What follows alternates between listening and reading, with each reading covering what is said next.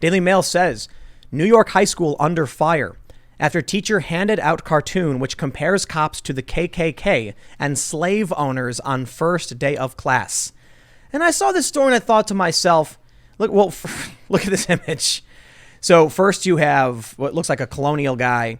He says, and then there's a black man on the ground, and each and every one, I can't. Wait, it's like, I can't breathe. And then the last one is the cop kneeling on a dude's neck. And it just does not represent historical context at all. And so it's just one example of grade school indoctrination. So we'll read this story and then I'll show you some of the searches, because you can find this at every school, basically. They say a school in Westchester has come under fire after a teacher handed out an image to students about the Black Lives Matter movement, comparing modern day cops to slave owners and the Ku Klux Klan. Westlake High School educator Christopher Moreno gave his 11th graders a handout on September 8th on the first day of classes. The handout included a 5-frame cartoon panel titled George Floyd, each panel showing a white man kneeling on the neck of a black man from different historical periods. In the first frame, a pirate is shown kneeling on a pirate? Is he a pirate? Kneeling on a black man in chains, having been captured. I think that's supposed to be just like a colonial slave trader. I call him a pirate. He probably had governmental authority to do the things he's doing. And they go on and explain this. I showed you the picture already. But yeah, so for those that are listening, it's what looks like a colonial slave trader, followed by a plantation owner, followed by a Klansman, and then just the cop. And there's a sign saying white only. And then finally, what looks like supposed to be Chauvin and George Floyd. They say Westlake mother, Ania Paternostro, told the New York Post, my daughter showed me the paper. I said, what is this? You've got to be kidding me. The cartoon compares the police to the Klan. It's an attack on the police. Paternostro said that she immediately sent letters protesting the cartoon to Mount Pleasant School District Superintendent Kurt Coates and Westlake Principal Keith Schenker, whose school is in the district. Enough is enough, Paternostro said to the Post. This cartoon is disturbing. We have to respect the men in blue who protect us, added the mom of two, a native of Poland. Wow, interesting. We don't need a teacher brainwashing my kids. I'll teach my kids about what's right and what's wrong. Her daughter, Nicole, said that she was troubled by the cartoon included in Moreno's lessons plan, calling it disgusting for comparing the police to all the terrible people in history. It wasn't fair. It wasn't right. The high school student said she had since been bullied on social media since she made the controversial lesson plan public and has been called a racist. Oh, wow. Well, that's it. Shut her down. She's a racist, so she wins. Yeah. I mean, is there any, so she's out. Is there any sense of whether this is part of the curriculum? Because to me, there should be maybe some sort of stopgap, some process of knowing what belongs in schools, or are these teachers just going out and finding cartoons online and just, on Twitter and memes, and they're just putting it in their classroom? Because I can't see any school board approving something like this. I don't think they have. Yeah, I don't think it's part of the curriculum. Yeah. Although there was a leaked school curriculum that was just basically all social justice activism, was not even teaching kids anything. I don't know. I don't know why parents are still putting their kids in these places, man.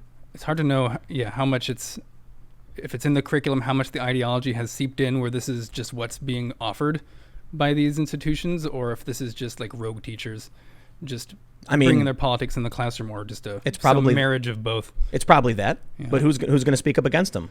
You're not a bigot, are you? Well, you are, right? You left academia. I have been accused of that. Yeah. You're not, but they say you are because they say that about everybody. I mean, to me, this is the critical race cartoon version of things like the genderbread person and the gender unicorn. That genderbread person? Yeah. You've probably seen those before. Yeah. But it's all part of this like critical theory assessment of how power dynamics are playing in society in different areas. This is the critical race version of it. And then you go with the gender studies version. There's like the colonial version of it. And they just manifest themselves in weird cartoons like this that we're teaching our children, apparently. What would you put your kids in the school? I used to be a pretty strong proponent of public education, and I used to be very much against voucher programs. And this is mainly because I didn't want students to be, not taught evolution or taught creationism and intelligent design. But over the last 3 years, I've done a complete 180. I'm now 100% vouchers. I don't think I'd want to send my kids if I ever had. This is crazy. It's crazy. It's totally off subject, but I was just talking about earlier today. I bought a bunch of guns. Think about how crazy the left has gone to where you used to be against the voucher program for school choice, Beginning of this year, I was like, no guns in my house.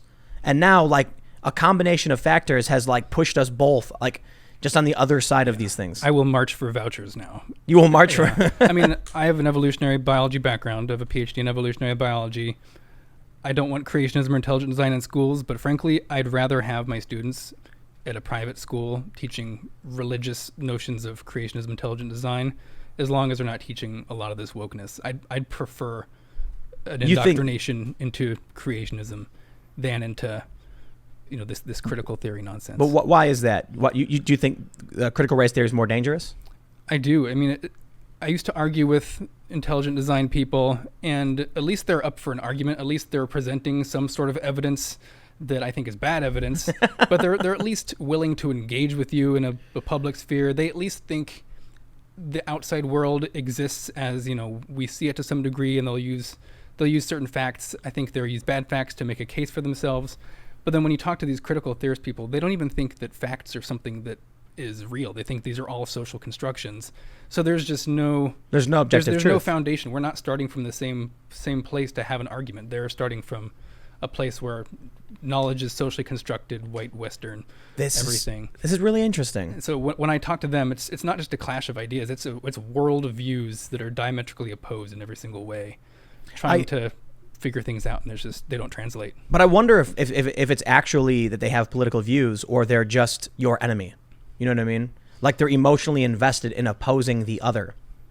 And so so here's basically what I'm saying. You go to a creationist, and they'll say, here's why I believe in creation, and they'll try and find evidence to support that, because they understand the concept of evidence exists.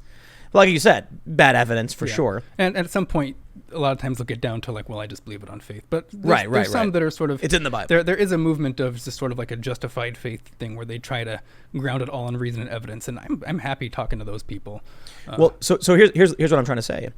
If you go to these critical race theory people, they'll say whatever they have to say at any given moment to make it make sense, even if it contradicts what they said 10 seconds ago. Exactly, yeah. But so I'm wondering if it's really about an actual ideology, or if they're kind of making it up as they go along. They're basically just saying, you're a bad guy.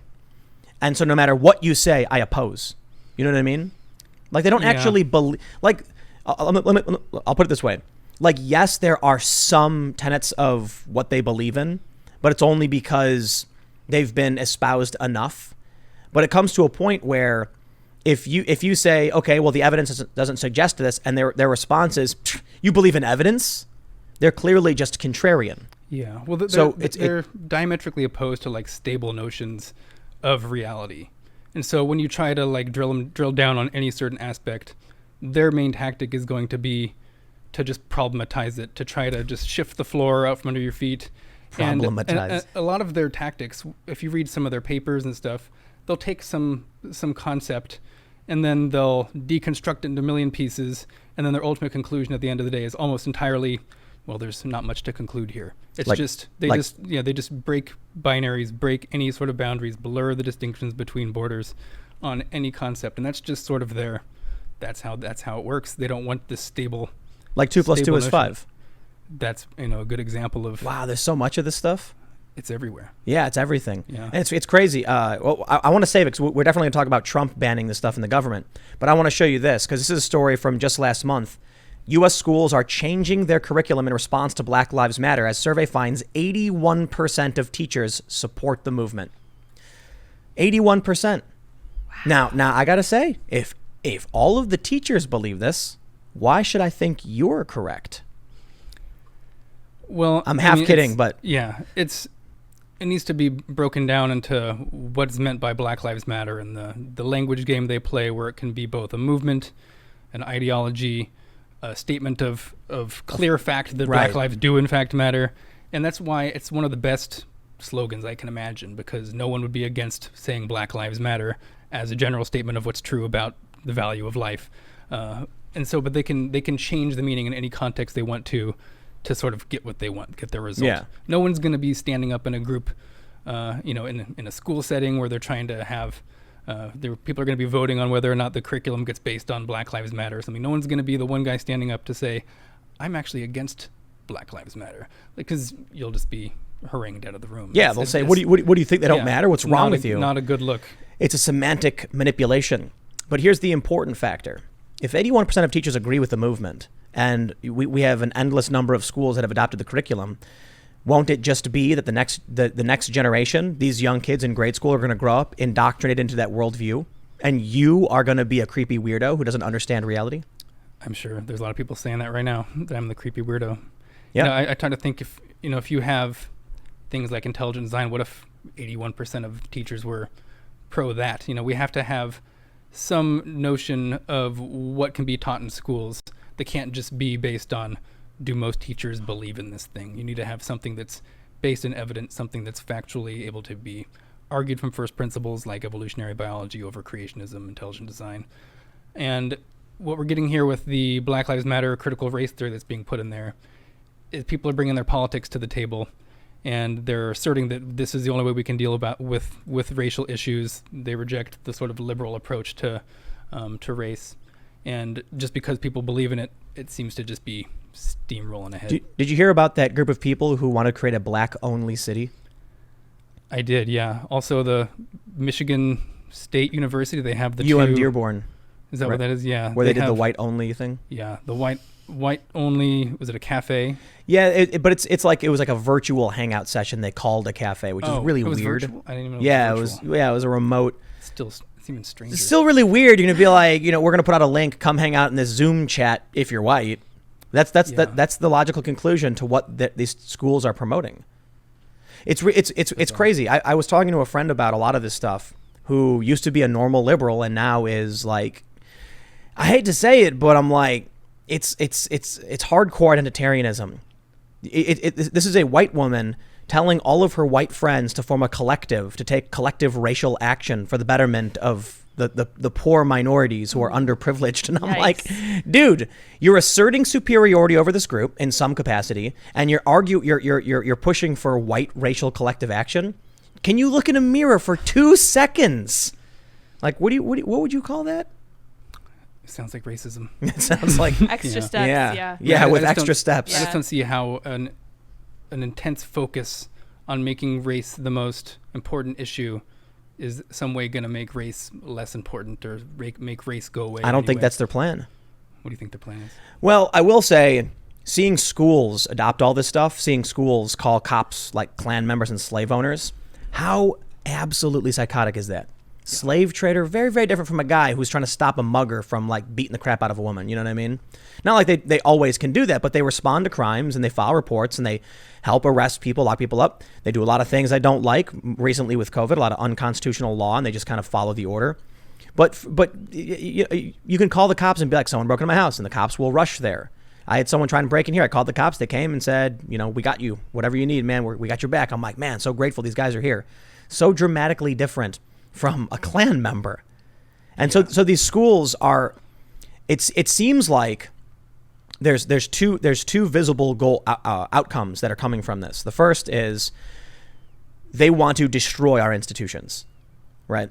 So first, you take all these bad things from history, slave owners, Klan members, and then align them with police. You want people, a lot of these Black Lives Matter activists are going around saying like police are hunting us. Like no, that's like paranoid. It's not happening, and they claim it is. And then you get these well-to-do liberals who are pushing the stuff, saying, "Look, they are because they said so, because their lived experience is more important than empirical evidence, which they don't believe exists anyway." The end result of changing the definitions of words, changing the pronunciation of words like Wimix into Wiminx, like that's not even how the letter. Spell it WOMNX. And we'll talk about women. I don't even know how to spell it anyway. But they're just basically deconstructing everything, like you were saying this, right? They take everything, they strip it for parts, and then they leave the parts laying on the ground. They're not rebuilding anything. So in the end, what happens? The schools teach kids a bunch of nonsense. The kids grow up and have no idea how to function because instead of learning math, they learned police are bad.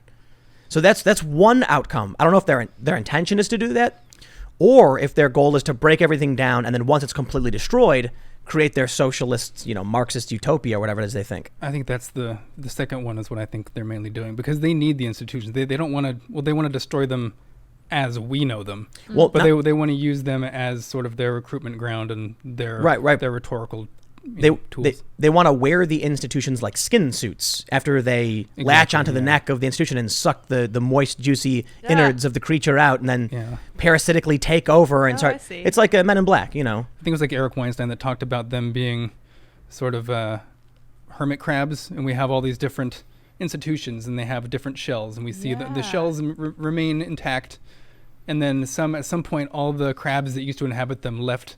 And now there's these new crabs in them masquerading around as the New York Times, as whatever you want. And they still have this prestige of having those shells, but I like you like yours.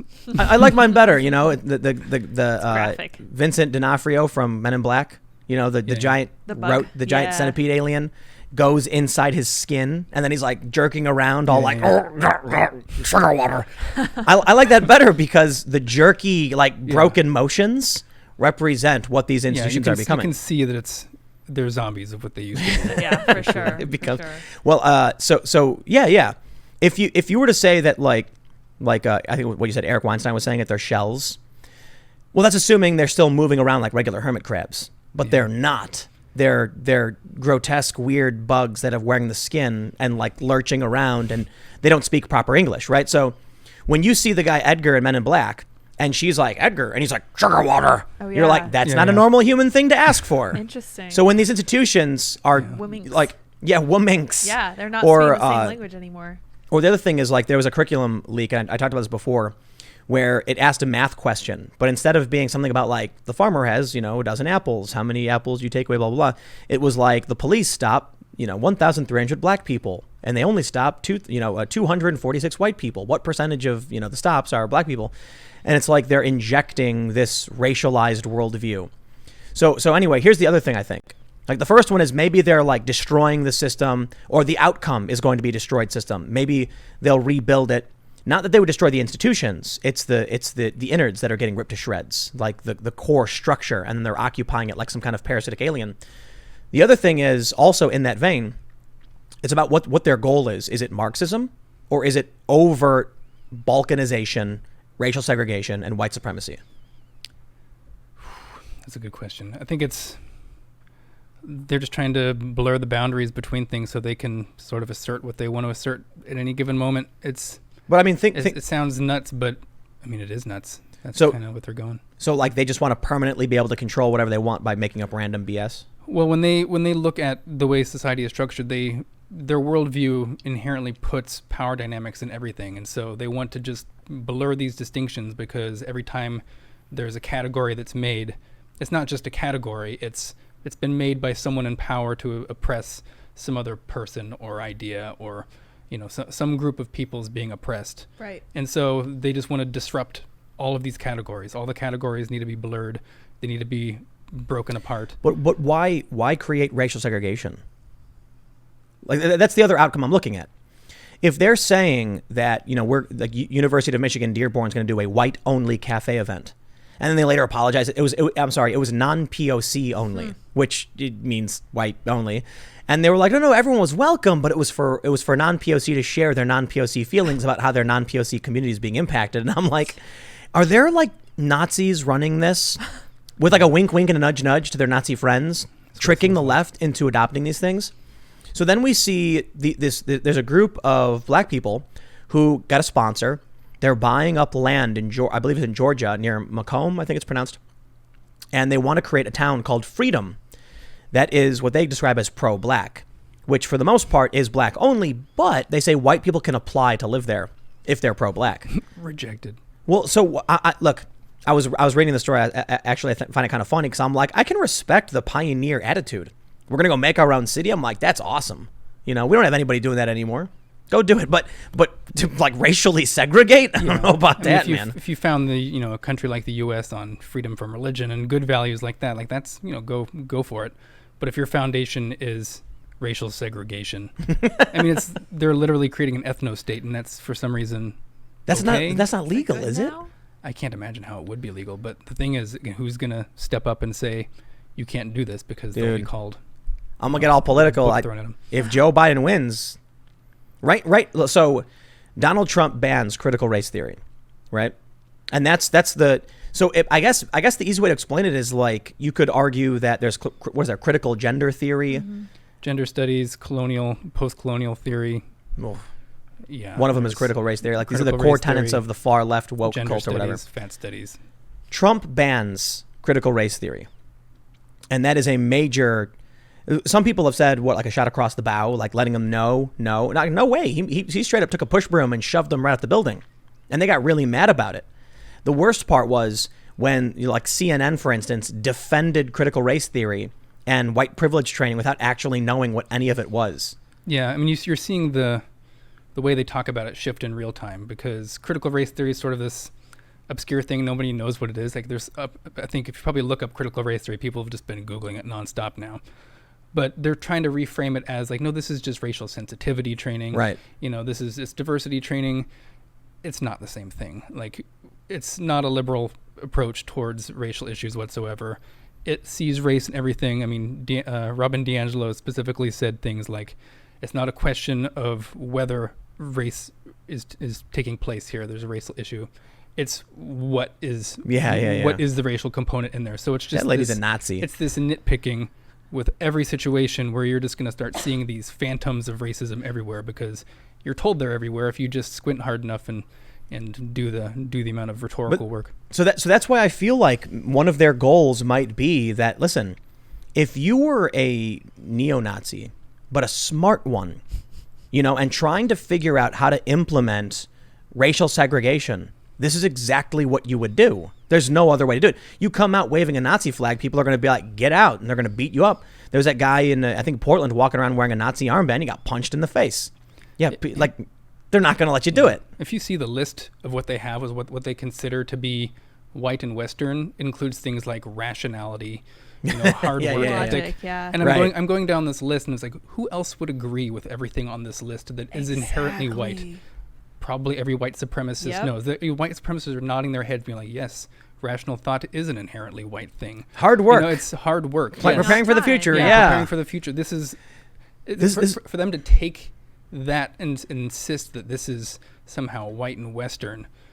I can't even imagine a more racist narrative that is going to, one, keep black people from probably wanting to participate in STEM in the first place if they're taught that going in the academy, going in academia is, the master's house. And I've seen flyers that have talked about academia as being the master's house, and we're going to give you tools to survive your time in the master's house.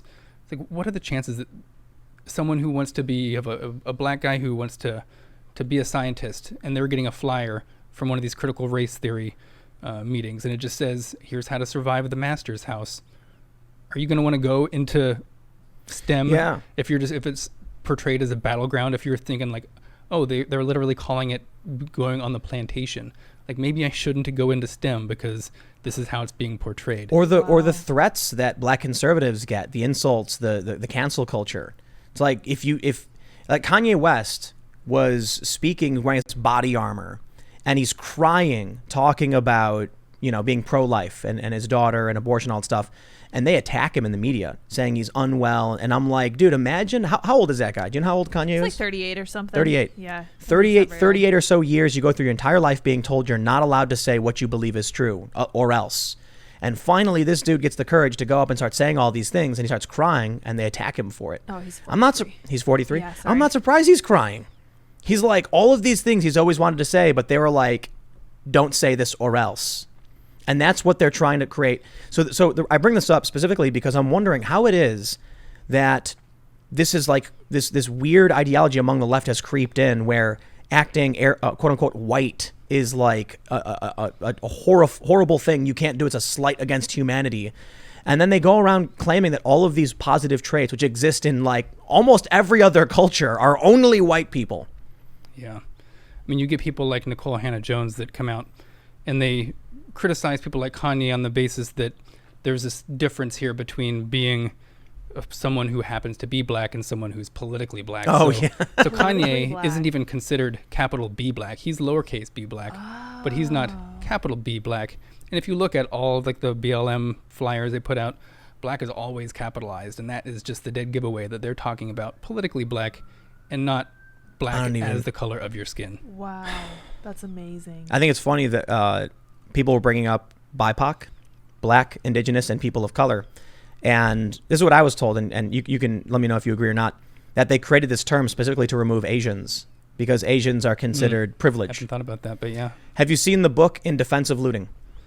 I've seen the cover and I've seen some articles written about it. Apparently there's a passage, and this was going on, I think, was it Carlin who tweeted about this? Possibly, yeah. That it said that Jews and Asians are the face of capital or something like that. Oh, wow, yeah, yeah, that sounds right. Yeah. And so, I gotta say, man, when you put out a book called In Defense of Looting, it's written by a white person defending the looting that is destroying the black community, and you have in it a direct attack on Jews. I gotta wonder, dude. I really do think there's probably a bunch of white supremacists and white nationalists who have backed away from Trump specifically because they're like, whoa, these people over here are giving us what we want. They're the real anti-Semites on this side. Yeah. Do you know Sargon of Akkad? Yeah. He did Carl Benjamin. A long time ago, he said that the SJWs and the alt-right were like, they completely agree with each other. Now, they disagree on like positive and whether it's positive or negative, the different things. Like you might have the alt-right being racist. You might have the far left being racist in a kind of different way. I guess they only disagree on whether or not white people are good or bad. But they agree on literally everything else.